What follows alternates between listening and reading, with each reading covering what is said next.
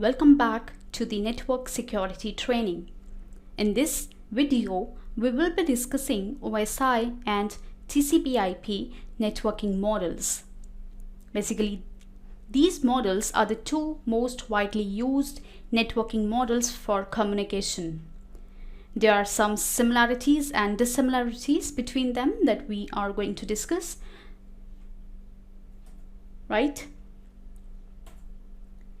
So as you can see here, one of the major differences between OSI and TCP/IP is that OSI is a conceptual model which is not practically used for communication, whereas TCP/IP is used for establishing a connection and communicating through the network. OSI stands for Open System Interconnection, that is created by ISO, an international standard organization. It was designed to be a reference model for describing the functions of a communication system. It basically provides a framework for creating and implementing networking standards and devices, and also it describes how network applications on different computers can communicate through the network media. Alright, OSI model has 7 layers, as you can see, each of the layer and its function. So in this we have 7 layers: physical layer, then data link layer, network layer, transport layer, session layer, presentation, and at last we have application layer. Alright, so let's get know the functionalities of each and every layer and the protocols that are used on that particular layer. So let's talk about first physical layer. Basically, it transmits the individual bits over the transmission channel. This is named as physical layer because it is responsible for the transmission and reception of wire level data. You can understand by an example that the physical layer is where it is dictated how bits are represented across a specific networking medium.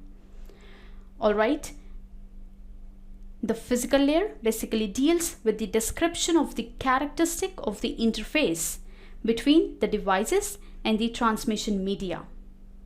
Representation of bits, synchronization of the bits, data rate, physical topology, line configuration, and transmission mode.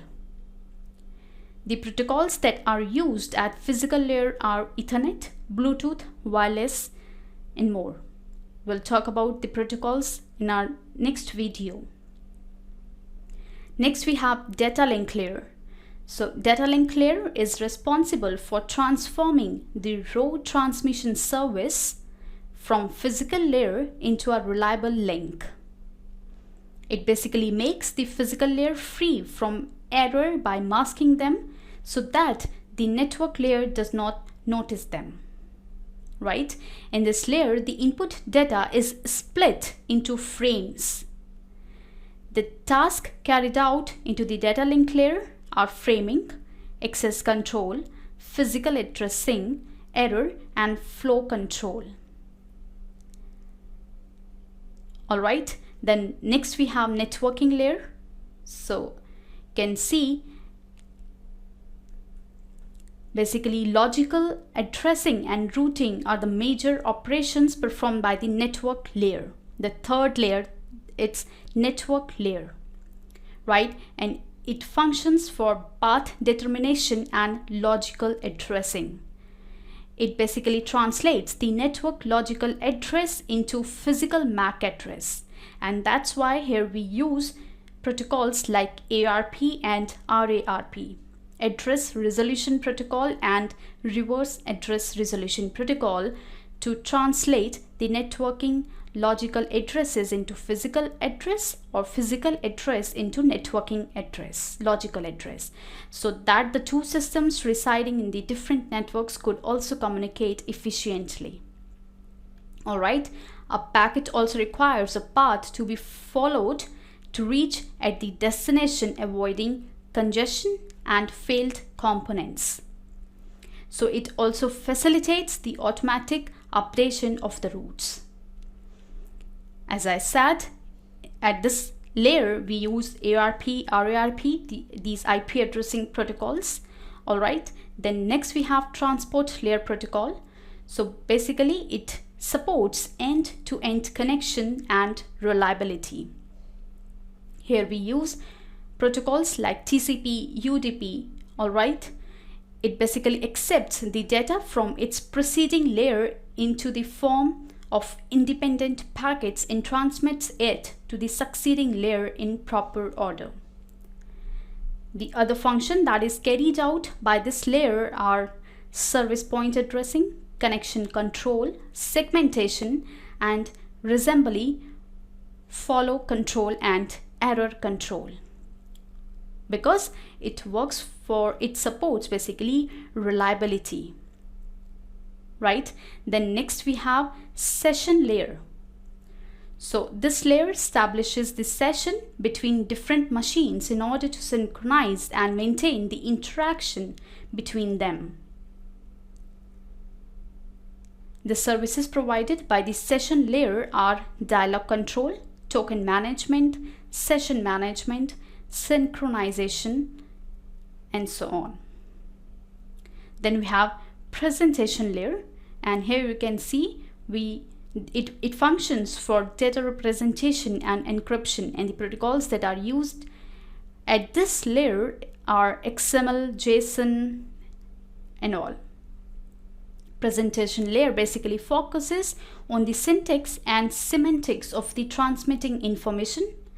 It performs tasks such as translation, encryption, compression, where the actual information existing in the form of character strings, numbers, symbols is encoded into bit streams, converted into another form and compressed. And at last we have application layer. So here you can see the protocols that are used at application layer are HTTP, SFTP, SSH, HTTPS, FTP, right? All these protocols are used at application layer, and this layer uses basically can access the network by using interfaces and services like electronic mail, shared database management, file access transfer, and other services. By using these protocols like HTTP, FTP, SMTP, by using these protocols, the user can use the applications of email communicating or shared databases. They can use file transfer protocols. They can use for forwarding, for sharing the files, right? Accessing World Wide Web and all.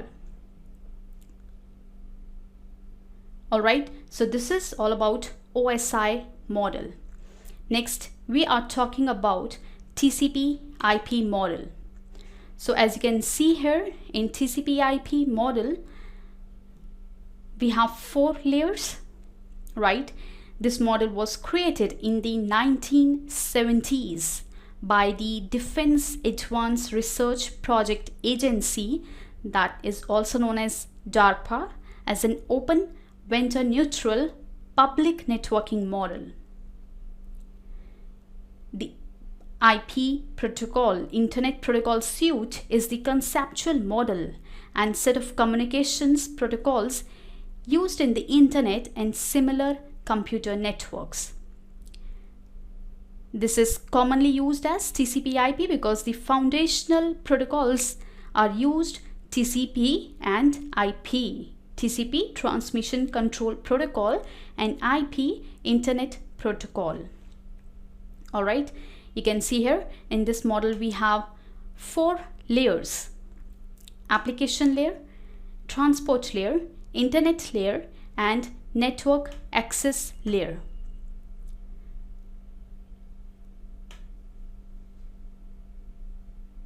So you can see at network access layer, it's also known as link layer, is the lowest layer of the TCP/IP model.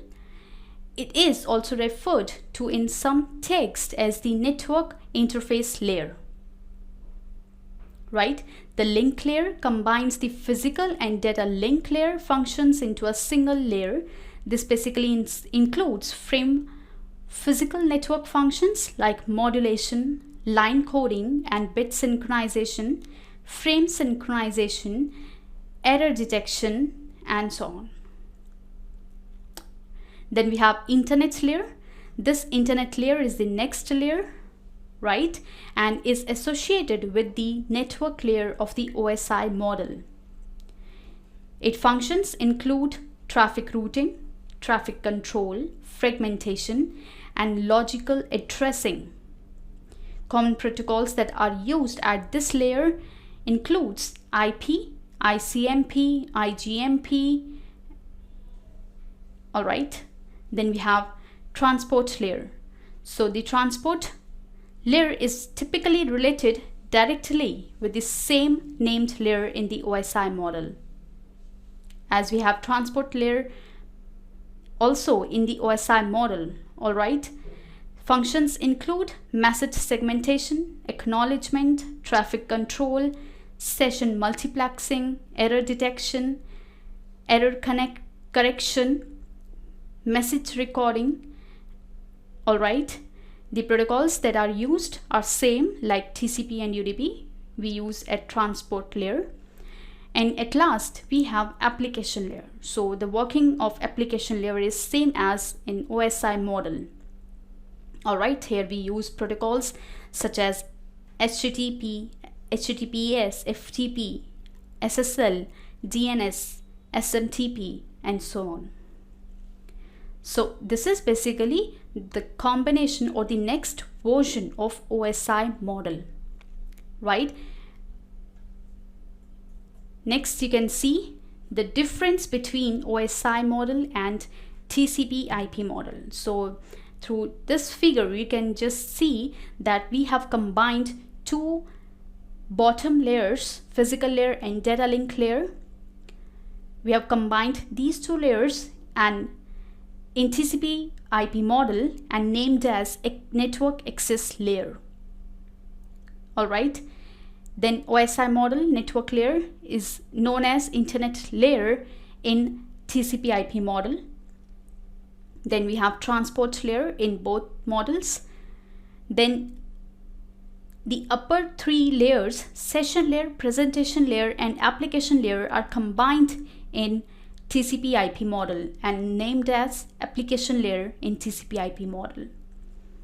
All right. And as I said, you can see the protocols that are used at these layers. Like at network access layer, you can see we are using Ethernet, token ring, ATM, frame relay. These are the protocols. Then at internet layer, you can see UARP, RARP, IP, IGMP, ICMP. These are the protocols at internet layer, or you can say network layer in OSI model. Then at transport layer, we use TCP UDP, and at the upper layer, you can see HTTP, SMTP, Telnet, FTP, DNS, RIP. It's for voice communication, SNMP, right?